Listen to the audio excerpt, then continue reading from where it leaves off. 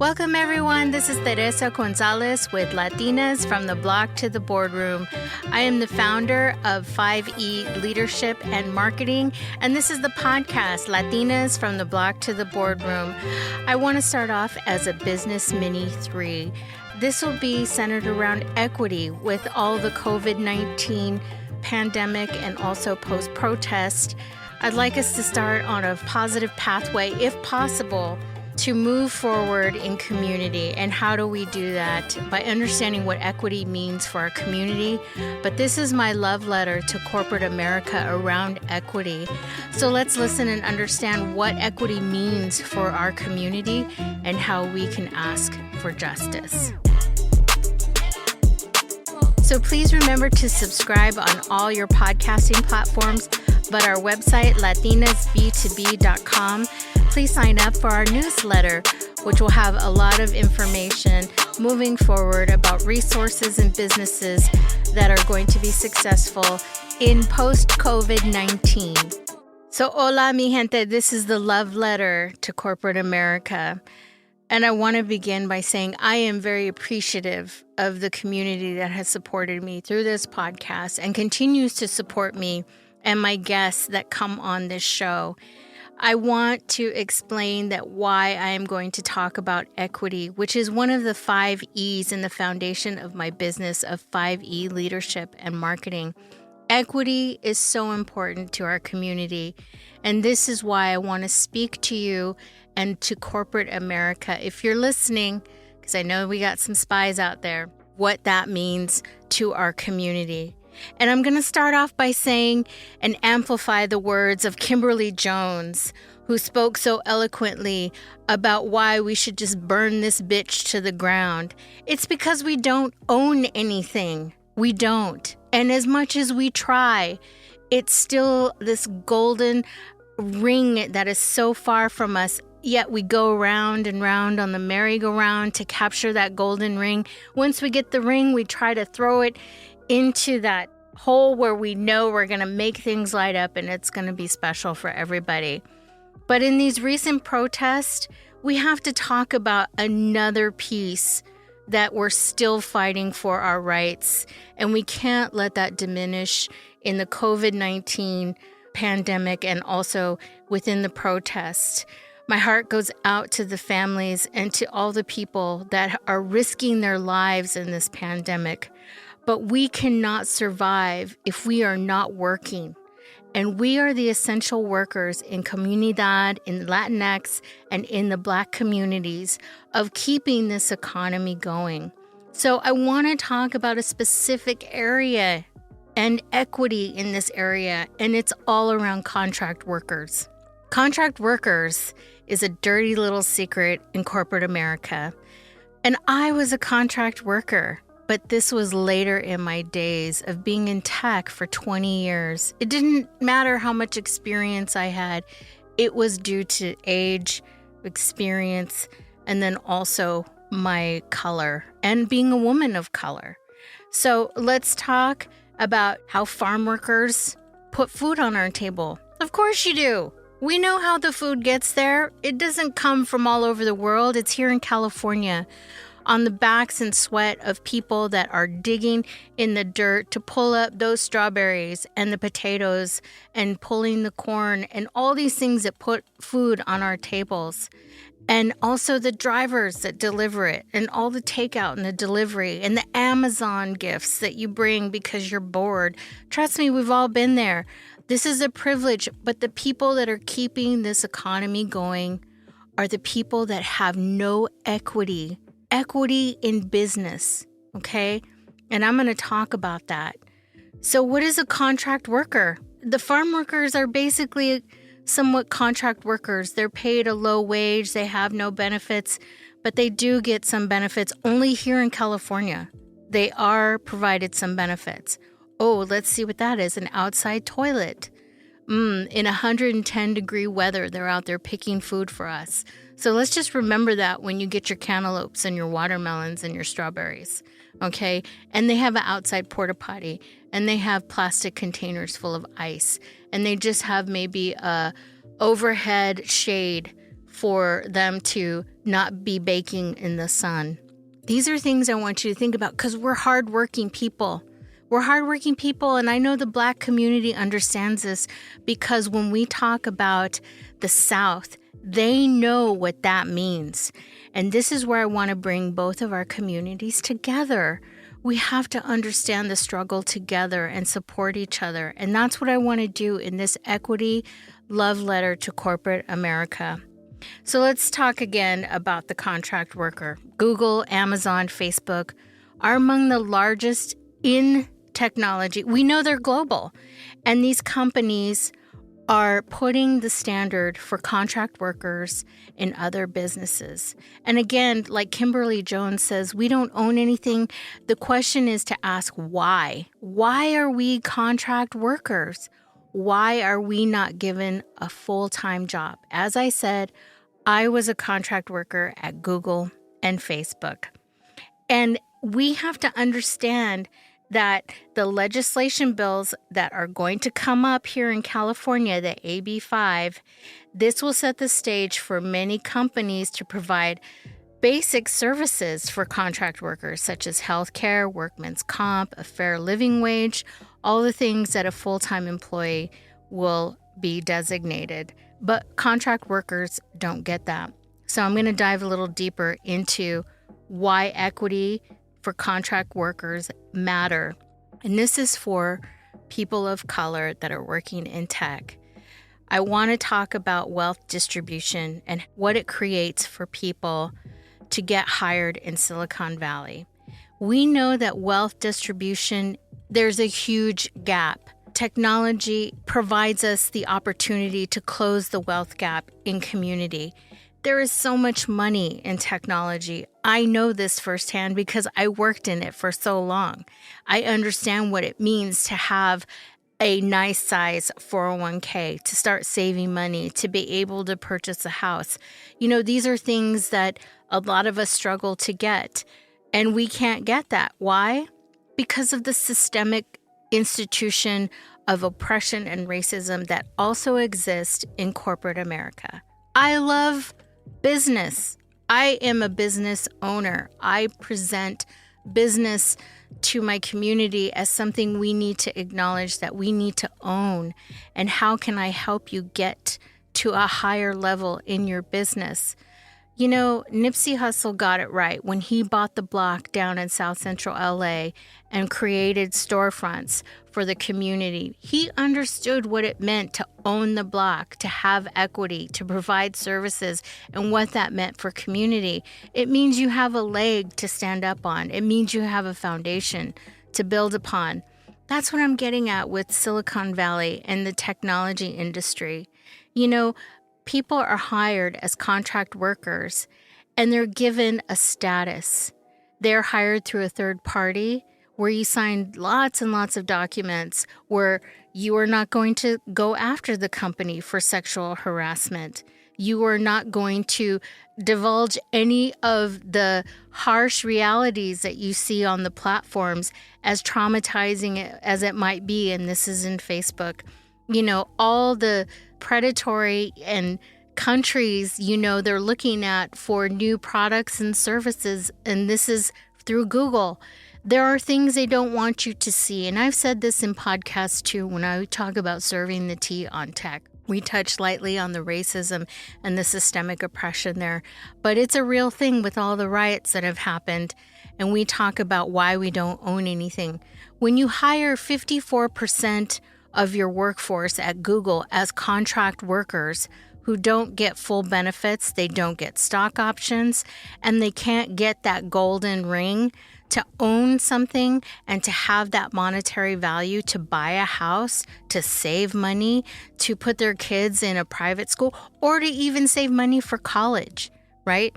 We don't have those things, or to invest in communities so that we can help lift each other up. These are systemic reasons, and equity is a huge factor in technology that we need to acknowledge. So what I'm referring to in tech is, again, the incredible amounts of money that go into tech. We have one of the highest Housing markets, expensive. We have one of the highest expensive housing markets here in the Bay Area, in the world, I would say. So when you talk about people that come from Central California or the central of America that have tech skills and they want to, have a shot at Google, or they want a shot at Facebook or Apple or all these big FANG companies, they're not going to make it. If they do, they have to know somebody. They've had to have an elite degree. They've had to have social capital within their network to get them an in. Otherwise, it is so hard. And this is how you build your network. But when you build your network, how can you get in if you don't have a lot of the resources that your family doesn't have as other families do?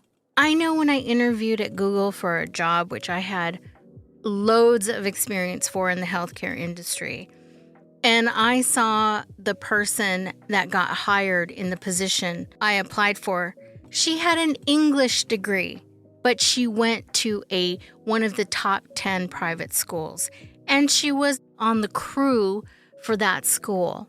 So I'm like, oh, there must be something there. I'm like, I have loads of healthcare experience. I've been in healthcare and tech for the last 10 years.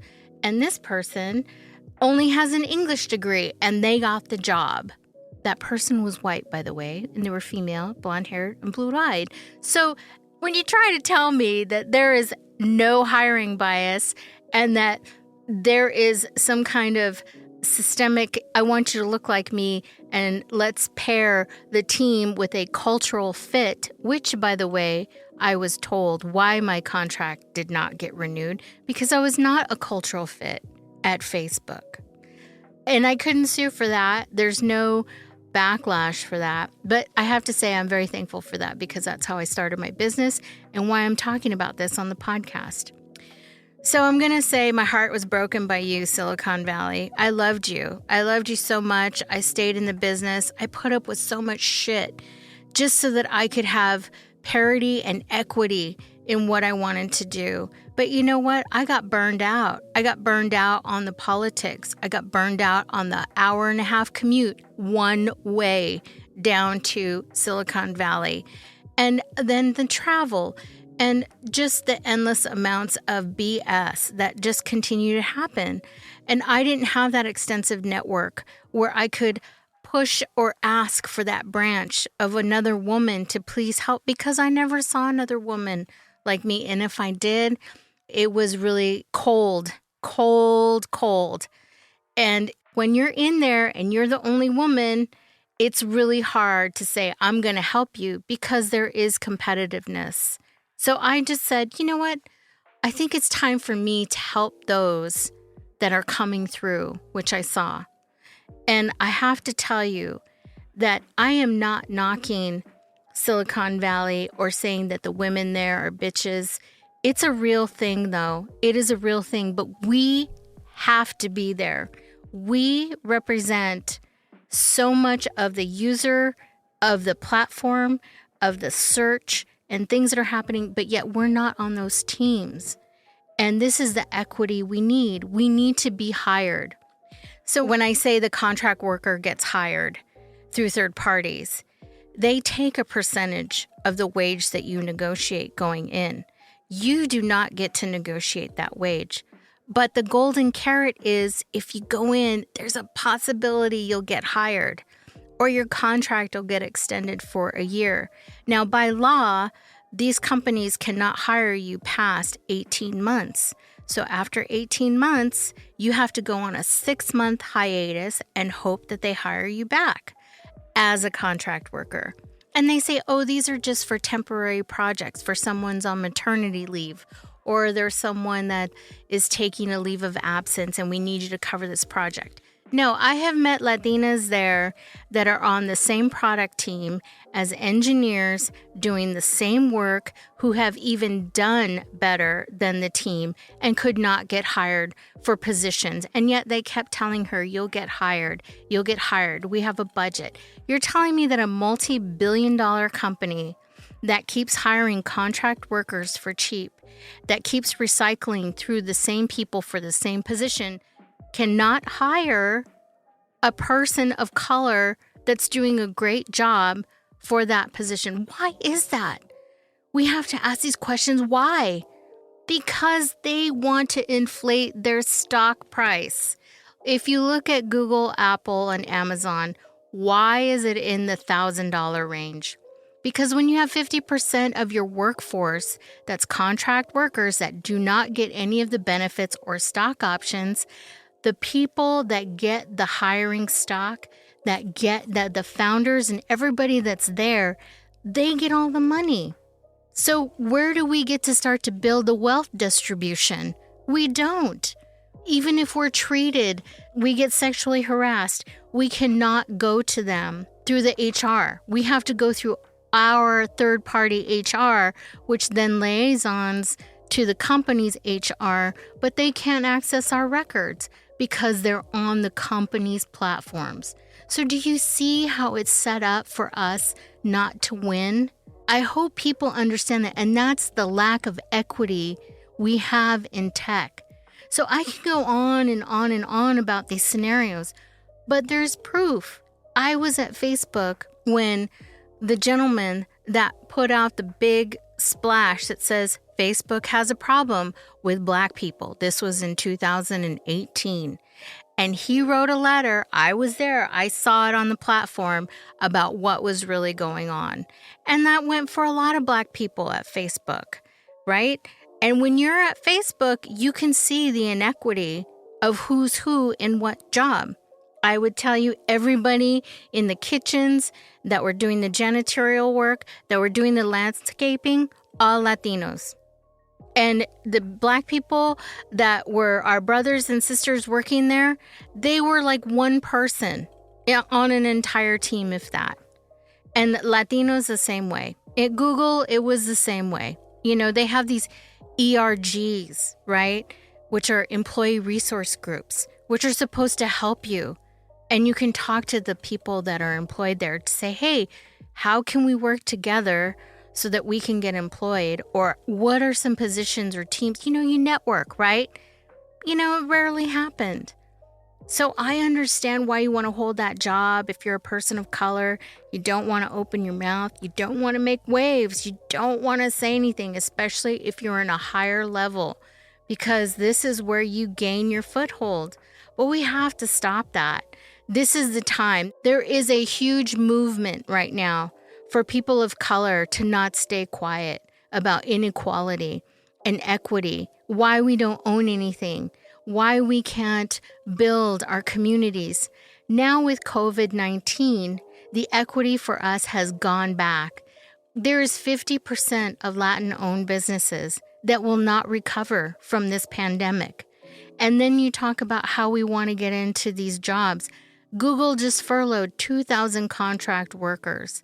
And I bet you a lot of them were people of color. But 2,000 contract workers, I mean, you know, to me, to hire 2,000 workers for Google is like a toilet paper accounting error in my mind, okay? Same thing with Amazon. Why can't they hire more people in their warehouses?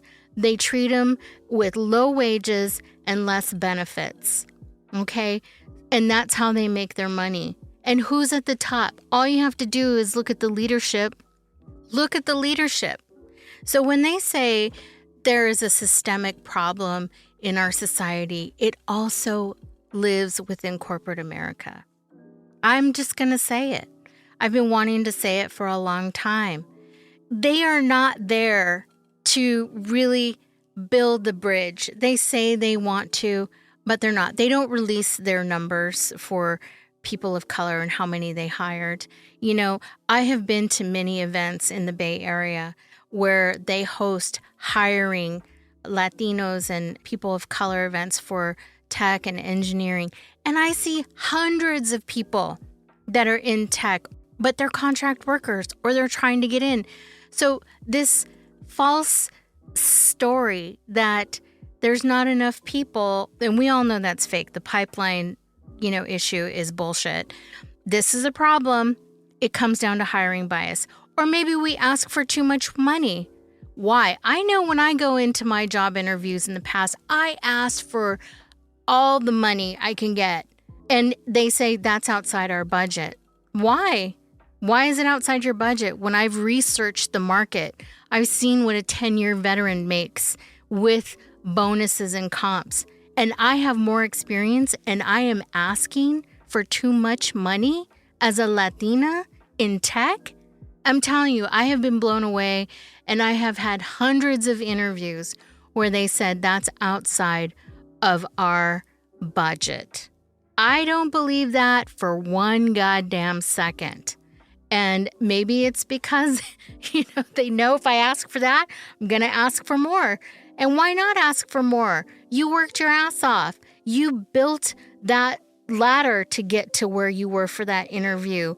You probably did so much work. You worked 2 jobs. You had to go to school at night. That's what I did. And if you didn't, well, you got in because of a friend. And that's okay too. Any way you can get in there, you need to know your worth and don't lowball. Go high. And that's one thing I'm going to say is part of your equity. Know your worth when you go in there. When I was at Facebook, I asked a lot of questions like why certain people got things and other people didn't. And, I'm of that age and, I've been through the business where I felt I can ask that. But, Facebook also put out a statement that they're going to work harder to increase the number of Black employees, up to 4% or more. And this was in 2018, right? And there's just 1% of technical roles that are held by, the Black community or 2% of leadership roles. And Black women and Hispanic women, Latinas, are even less. So, culturally, there have been issues. And when we look at what's happening in society today and we ask, why are people so pissed? Why is everybody protesting on tech campuses? I don't want any of this to get sideswiped that these conversations were not happening back in 2014, 2016, and 2018 on the biggest global wealth platforms in the entire world, that we were asking for our share. Where is our share? But, the chief operating officer at Facebook, she says the improvements have to start with education. We have to fix the numbers, underrepresented communities so that we can fix it and have education. Well, then put your money where your mouth is. Richmond community out here, North Richmond, is a community that is suffering. How do I know that? Because I am on a board. It's called the Calculus Roundtable, and they work with parents for after-school programs to make sure that they get their math needs met. They have STEM programs so that they can keep them going into high school and beyond to get that math education that is so important in technology. Yes, we get some funding from Google or we get an office space. But Cheryl and Mark and everybody else in tech, if you really want to help us out, go rebuild that school out there. Go rebuild the schools out in Richmond, because I'll tell you right now, Kennedy High and Richmond High, they look like prisons. And I've been there, and they haven't had any rebuilding since, I believe, 1979. So let's put the money where the mouth is on that, because there's a whole pool of kids, 40,000 strong out here in West Contra Costa District that you can invest in your own backyard. And that's not happening. East Palo Alto, same thing. So let's call a spade a spade. Do you want us to own anything? Let's look at it. We're talking about systemic racism and oppression, not just in the society, but it also seeps into corporate America. Let's call it what it is. And, we can fix it. I'm not saying we can't fix it, but you have to understand that we want and we can enhance your products and services. And having economic wealth is going to allow us to keep building a stronger United States. How did we get so divided? That's what I want to understand. Is it because you didn't want us to live in your neighborhoods Is it because you didn't want us to go or have our kids go to those private schools? Because I did some history research and I looked back into the systemic oppression and how, African American inequalities in the United States, which is a Harvard Business School paper that's out, anybody can research it, and how it has been systemically put in place since the Civil War and the Reconstruction, right, of segregation, and how it seeps into the banking industry. So when you talk about inequity and how we want equity to work, to have financial gains, and to also be recognized in the federal financial system, you're not doing that. And that goes hand in hand with corporate America because they lobby for bills and legislation to make their tax breaks happen. So this is something I want us to understand, is that the banking system through the federal government is not supporting communities. They're predatory towards us when they want to be, but during the CARES Act, which I just released a podcast on, that talks about how the stimulus bill that came out, the CARES Act under the Payroll Protection Plan, was not designed for us. So how can we get our footing back? If we're out of jobs, we're furloughed, we don't get our contracts renewed as contract workers just to get our foot in the door with no benefits, and we can't get into the financial system to get a house because the banking system is set up for loans that are redlined and have moved us out of communities. We get loans, if we do, at higher interest rates, or we're discriminated against. Yes, there's a law in there that says no discrimination. But have you looked at any of the community redlining areas of people that have taken out loans on their houses? And when they foreclose, it's mostly people of color because their interest rates are so low or that they're going to lose a job. So there's so many books out there that you can read about this, but I'm just touching on the surface. And equity is what we're asking for. Now, what's the difference between equity and equality? Well, equality is everybody gets the same thing. So it's like everybody gets a box, right, to step on, to pick an apple, right? You get a box, I get a box, and we can all pick an apple from the tree. But you know what? I'm short. And everyone else is tall. And the other person, maybe they don't have an arm and they can't pick the apple. How do we put more availability and equity so that everybody can pick an apple? You put more boxes, you give them an arm, you give them the things they need to succeed in society. That's the difference.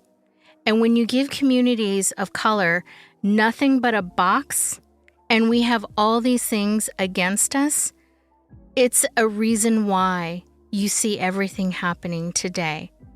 And let me tell you, there is so much more that we can learn from this pandemic and from these protests. And George Floyd was just the spark. This happened for us to all come together, and God bless him. And he is the man that is going to live forever in our minds. And he's the person that is bringing this reality to us. And we saw it. We all saw it. And so when we talk about inequality and equity and how we can build that, all you have to do is hire us. All you have to do is give us a living wage. All you have to do is give us benefits. It's as simple. People know what to do. They just don't want to do it. And again, why? Why don't they want to do it? This is the burning question. Kimberly Jones had that question. I have that question. I asked why all the time, when I was in tech, and a lot of people don't like that. But I don't give a shit because we need to ask those big questions. We need to push the envelope. We need to push those buttons, right? So I just want to end this by saying the equity system for us needs to be on parity. There is so little of us that just want that because we all have different goals. We all have different aspirations and commitments to our family. But when we say, hey, look, we just want a fair shot, why don't you try hiring me and see what I can contribute to the team?